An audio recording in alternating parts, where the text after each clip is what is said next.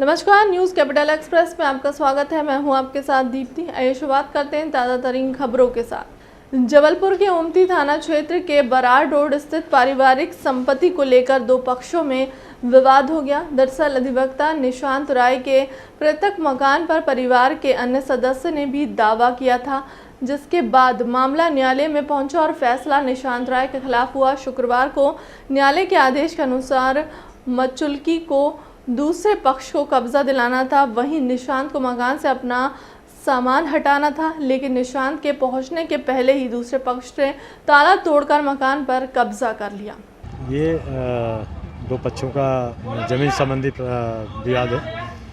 आज मचकुरी यहाँ पर कब्जा दिलाने आया था और इनका एक पक्ष का ये कहना है कि दूसरे पक्ष ने इनका पहले ताला तोड़ लिया और उसके बाद फिर मचकुरी को बुलाया और उसमें जो है मचकुरी ने कब्जा दिलाया है, जबकि ये लोग पहले से ही ताला तोड़ के कब्जा कर लिए थे। इसमें पुलिस के पास भी डायल 100 से सूचना गई थी और मचकुरी ने फ़ोन किया था। पुलिस आई थी, तब तक इनकी कार्रवाई हो चुकी थी और दूसरे पक्ष ने शिकायत की, उसकी जांच की जा रही। अगर मचकुरी के पहले आने के पहले इन लोगों ने कब्जा किया होगा तो उसके उनके विरुद्ध कार्रवाई की जाएगी। देखिए, जैसा कि जानकारी प्राप्त हुई कि हमारे अधिवक्ता निशांत राय जी का ये परंपरागत मकान है, उनके फादर से यहाँ पे निवास करते आए हैं, मगर वर्तमान में चूँकि वो यहाँ नहीं रह रहे हैं, उसका ये विवाद जो है न्यायालय में विचाराधीन है। बीच में जानकारी प्राप्त हुई जैसा कि शायद उन्होंने न्यायालय ने आदेश दिया था, उस आदेश के परिपालन हेतु स्थिति ये थी कि आप मचकुरी को दिया था कि आप घर जाके वस्तुस्थिति का पता करिए क्या पोजीशन है। निशांत राय के मकान में ताला लगा हुआ था, प्रॉपर बिना किसी कानूनी प्रक्रियाओं का पालन करते हुए, जैसा कि जानकारी प्राप्त हुई है। अभी पूर्ण जानकारी का भी अभाव है, इसलिए पूर्ण जानकारी देना संभव नहीं है, मगर जैसा जानकारी हमें निशांत ने बताई या अन्य लोगों ने बताई, उसके आधार पर उनके मकान पर ज़बरदस्ती बिना पुलिस बल की मौजूदगी में, बिना, और जहाँ तक जानकारी प्राप्त हुई शायद मचकुरी साहब भी यहाँ नहीं उपस्थित हुए थे और बाद में पंचनामा बना, उसके पहले ताला टूट चुका था। ताला तोड़ने के बाद में मचकुरी की उपस्थिति में पंचनामा तैयार हुआ। तो हमारा निवेदन हमने टीआई महोदय से चर्चा करी। चर्चा करने के पश्चात उन्होंने भी आया और बयान लिया तो मालूम पड़ा कि ताला शायद पहले टूट चुका था।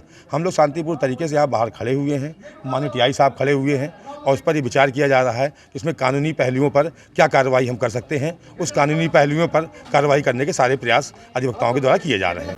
जबलपुर पुलिस दीपावली के पर्व पर जुआनियों पर लगाम लगाने के लिए गश्त कर रही थी, तो वहीं दूसरी ओर जुआ के विवाद को लेकर एक युवक की हत्या कर दी गई। घटना गोशलपुर थाना के शमशान घाट की है, जहां युवक की पीठ में चाकू से ताबड़तोड़ हमला कर उसकी हत्या कर दी गई। इधर घटना के बाद आरोपी फरार हो गया है। गोशलपुर थाना अंतर्गत सत्यम नाम के युवक की पीठ में चाकू मारकर हत्या कर दी गई। हत्यारे का नाम अरुण बताया जा रहा है, जिससे कि जुए में जीतने वाले रुपए को लेकर सत्यम ने विवाद किया और फिर उसकी चाकू से गोदकर हत्या भी कर दी।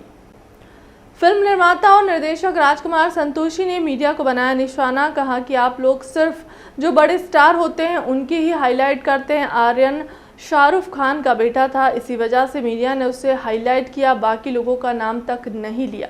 अभी जिसका नाम होता है उन्हीं का नाम जुड़ेगा, कोई बलते जिसका नाम ही नहीं उसका नाम कैसे जुड़ेगा बताइए आप। मैं नहीं समझता हूँ कि पूरी फिल्म इंडस्ट्री में ऐसी कोई बात है। आप एक जो नाम होता है ना पॉपुलर नाम, अभी शाहरुख खान का बेटा है, बाकी दो का नाम तो कोई बात नहीं करते हैं। हेडलाइन कहाँ आता है? 2-3 और भी थे ना उसमें, आप लोगों ने उनका नाम हेडलाइन में दिया है? किसी ने फोटो छापा उनका? आप ही बताइए, आपको भी फोकस किसको चाहिए? जो स्टार चाहिए उसी का नाम जुड़ना चाहते हैं। और फिर आप कहते हैं कि बॉलीवुड है, तो बॉलीवुड के अलावा भी बहुत बड़ा वुड है। मतलब फिल्म इंडस्ट्री जो है छोटा सा एक हिस्सा है वगैरह, ऐसी कोई बात नहीं है। वेब सीरीज और फिल्म। पूर्व जनसंपर्क मंत्री पीसी शर्मा ने कहा कि कमलनाथ पिछले जन्म में आदिवासी रहे होंगे, इसलिए उन्हें आदिवासियों की इतनी चिंता है। और ये जो सरकार की सभा हो रही है, इसमें 300 रुपये दिए जा रहे हैं लोगों को लाने के लिए और मीडिया भी लाई जा रही है। मेरे पास इसका भी रिकॉर्ड है जो 1-2 दिन में दे दूंगा। ना कोई आदिवासी आ रहा है ना कोई, तो अधिकारियों को टारगेट दे दिया जाता है कि भीड़ लाओ। जो सभा हो रही है 300 रुपये दिए जा रहे हैं लोगों को लाने के लिए, गाड़ी घोड़े, उसके रिकॉर्ड भी आ रहा है मेरे पास, एक आध दिन में वो बता दूंगा। तो ये न कोई आदिवासी आ रहा है न कोई एससी का आ रहा है, ये सब इनके अधिकारियों को टारगेट दे दिया जाता है, ले लेके आओ। और ये मान के चलिए आदिवासी कांग्रेस से महात्मा गांधी के ज़माने से अंग्रेज़ों के खिलाफ भी उनके पक्ष में आंदोलन किया था कांग्रेस ने, तब से ये लोग हैं। और इनका वन और जंगल इनका रहे, इसी लड़ाई कांग्रेस ने हमेशा से लड़ी है। और मध्य प्रदेश में जो कमलनाथ जी हैं वो उनकी सीट छिंदवाड़ा, आसपास चारों तरफ आदिवासी बहुल है। मैंने बार बार कहा है, और जिस समय उनकी सरकार थी तो मंडले टोलों के अंदर 10-10 हज़ार रुपये देना, वहाँ उतना देना, कर्ज माफ़ी कराना, ऐसे बहुत काम कमलनाथ जी है। और मैं तो ये कहता आया हूँ कि कमलनाथ जी पिछले जन्म में ज़रूर आदिवासी रहे होंगे, जितनी चिंता उनकी वो करते हैं और जिस तरह से उनके लिए काम करते हैं।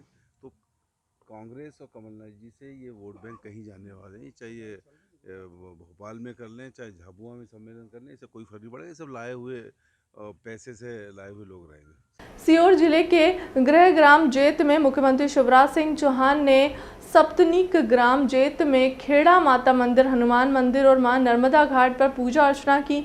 पूजा अर्चना कर प्रदेशवासियों की सुख समृद्धि की कामना भी की है।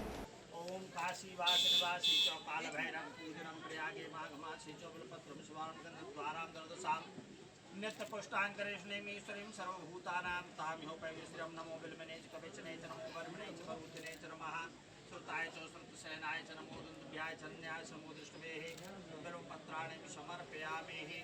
ओम माल्यादीनि सुगन्धिनि मालित्यादीनि वैप्रभु व्यान्तानि पूजार्थं पुष्पाणि च प्रतिगृहीतामः पुष्पाणि।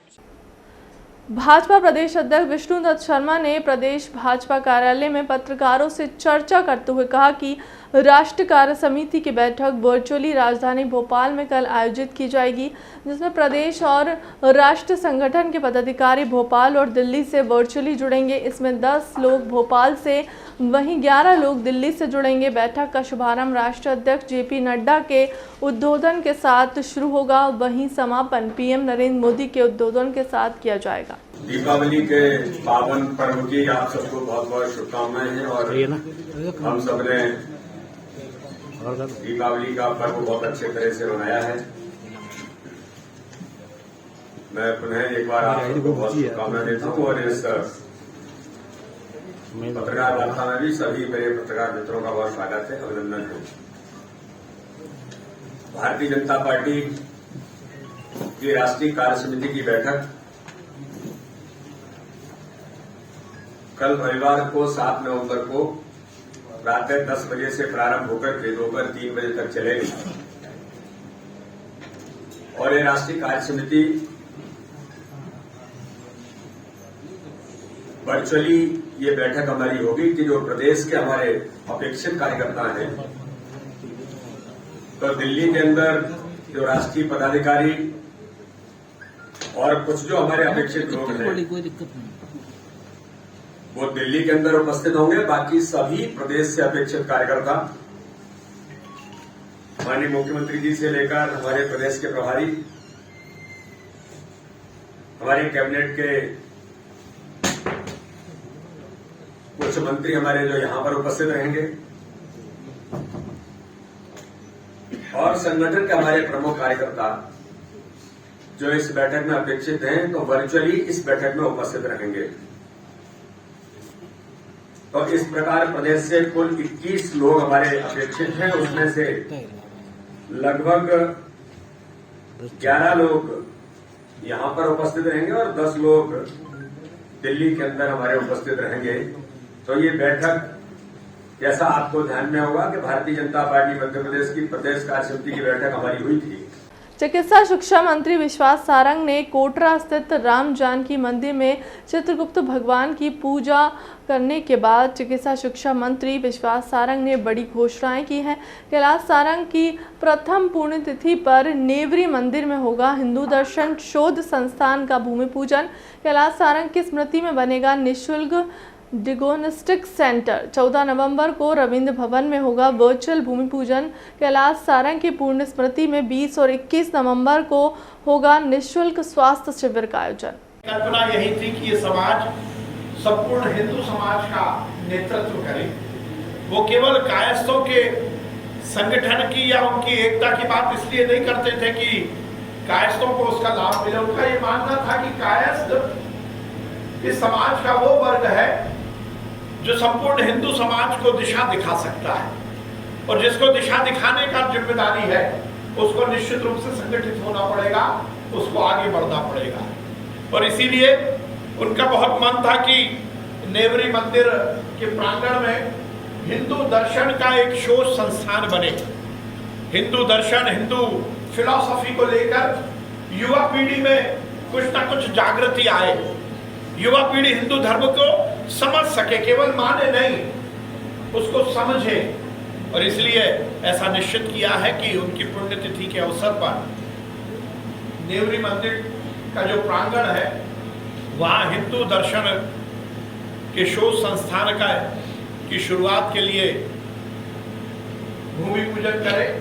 उनका बहुत मन था कि समाज की सेवा केवल कहने को ना हो, स्वास्थ्य को लेकर उनका बड़ा लगाव था कि स्वास्थ्य की दृष्टि से सेवा होनी चाहिए। तो ऐसा निश्चित किया है कि उनकी मेमोरी में, उनकी याद में एक निःशुल्क डायग्नोस्टिक सेंटर की शुरुआत की जाए, जिसमें MRI, CT स्कैन, सभी तरह की जांच निःशुल्क शुरू की जाए। अन्य क्षेत्र भी एक शुरू कर रहे हैं। ये सब कार्यक्रमों का भूमि पूजन 14 नवंबर को होगा। रविंद्र भवन मुक्ताकाश क्योंकि एक ऐसा स्थान है जहां पर शहर के सभी लोगों को इकट्ठे होने में सहूलियत रहती है, तो वहीं से नेवरी मंदिर ट्रस्ट, नेवरी मंदिर प्रांगण में जो भूमि पूजन होगा उसका वर्चुअल वहां से भूमि पूजन होगा। और उसके साथ ही हमारे देश की प्रख्यात भजन गायिका भी बहुत छोटी बच्ची है जिसको सबका आशीर्वाद मिल रहा है, मैथिली ठाकुर, उसका भजन का कार्यक्रम भी रखा गया है। नीलू भाई और रानू भैया ने 2-3 कोरोना संक्रमण की वजह से बीते 2 साल में भाई दूज पर्व पर बहनों को जेल में निरुद्ध कैदी भाइयों से मिलने पर रोक लगा दी गई थी, लेकिन इस बार वहां रोक हटा ली गई है और सेंट्रल जेल में निरुद्ध बंदियों को अपनी बहनों से मिलने का मौका मिला। सुबह से ही बहनों के आने का सिलसिला शुरू हो गया था। मिठाई और अन्य सामान लेकर बहनें सेंट्रल जेल पहुंची, लेकिन यहाँ पर थोड़ी निराशा उनके हाथ लगी क्योंकि कोरोना गाइडलाइन की वजह से खिड़की से मुलाकात संभव हो सकी, जिससे भाई बहन के माथे पर टीका भी नहीं लगा पाई और ना ही उन्हें मिठाई भेंट कर सकी। इस बार मुलाकात का समय भी बेहद कम रखा गया था। जैसा कि आप जानते हैं कि कोविड को चलते हुए भाई दूज के अवसर पर बंदियों की मुलाकात उनके परिजनों से, बहनों से कराई जा रही है, विंडो से कराई जा रही है। पूर्व में खुली मुलाकात कराई जाती थी जो पूर्णतः 2 साल से प्रतिबंधित है, एवं कोविड को देखते हुए यह मुलाकात सोशल डिस्टेंस रखते हुए कराई जा रही है। फिर भी बंदियों के परिजनों को बार बार समझाइश देने के बाद भी कुछ मानते नहीं हैं, अनुशासन नियमों का पालन नहीं करते हैं। मास्क लगाने के लिए बोला जा रहा है प्रशासन द्वारा। जितना सावधानी हो सके इस कार्यालय द्वारा बरती जा रही है और समस्त बंदियों की मुलाकात कराई जा रही है। कोई भी ऐसा परिजन नहीं रहेगा जो कि खाली हाथ जाए। हर व्यक्ति बाहर से आया हुआ बंदियों से मिलकर जाएगा। बाकी जो बाहर से सामान आया था पूर्णतः प्रतिबंध लगा हुआ है पहले से, तो जो भी सामान है, स्नैक्स हुआ, बिस्किट, नमकीन वगैरह जो बाहर से उनके परिजन लाते थे, वो सभी सामग्री अंदर से कैंटीन के माध्यम से बंदियों को प्रदाय की जा रही है। ये किससे मिलने आए? भाई से मिलने आए। आज क्या है भाई दूज है, लेकिन हम लोग आए रहे, हम लोग को पता नहीं था कि हम लोग आए रहे कि अंदर की मुलाकात होगी, लेकिन यहीं से मुलाकात हुई है, बाहर ही से। अब भाई से मुलाकात अंदर नहीं हो रही, कितना मलाल है आपको? दुख हो रहा है? हाँ, दुख तो है कि जैसे ऐसे आमने सामने बैठ के बात करते वैसे वो वाली मुलाकात हुई ही नहीं हम लोग। क्या मुलाकात होना था? क्या नाम है आपका? रूबी वर्मन। आज भाई दूज का त्यौहार है, तो हम लोग मतलब उनको टीका वगैरह लगाने के लिए आए थे यहाँ पे।